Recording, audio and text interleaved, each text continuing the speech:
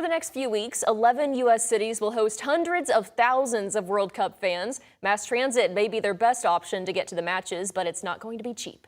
Some of those cities are determined to make it work without burdening the fans. Chris Van Cleve shows us how the World Cup will test mass transit across the country. At MetLife Stadium in New Jersey, preparations are well underway. The stadium will host 8 World Cup matches, including the final, with little available parking and no viable walking route. The vast majority of the 82,000 fans at each match will have to rely on mass transit. But the train trip comes with some serious sticker shock.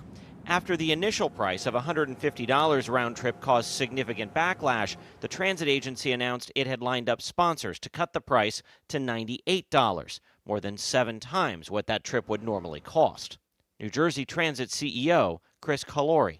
This FIFA train is not a regular service. We have to start it every time there's a special event, and this one is more special and more secure than anything else we've done. Special service costing $6 million a match, a cost New Jersey's governor said would not be paid by taxpayers.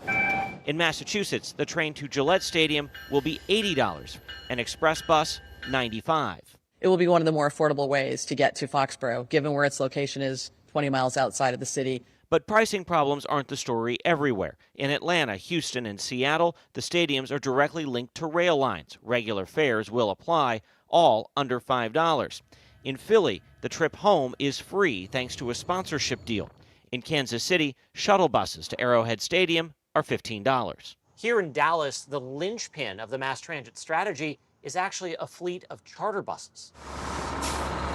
Those 150 buses will take fans from this rail station to AT&T Stadium. In a state where the car is king, Dallas is aiming to show its train system can score an easy ride for thousands of fans to each of their 9 matches. When I hear mass transit in Dallas, I think of 8 million cars. Is there sufficient mass transit infrastructure? Yeah, it's a misnomer. Part of our FIFA commitment is to showcase our regional rail system to the world. Michael Morris is leading that effort. The ticket to ride, about $4 each way. When you're in our particular region, if you're traveling on Fan Fest days or you're traveling on match days, the fare you pay to get to this particular location is the same fare everyone else pays. 11 U.S. cities, 11 different strategies to move the masses. Chris Van Cleve, CBS News, Dallas.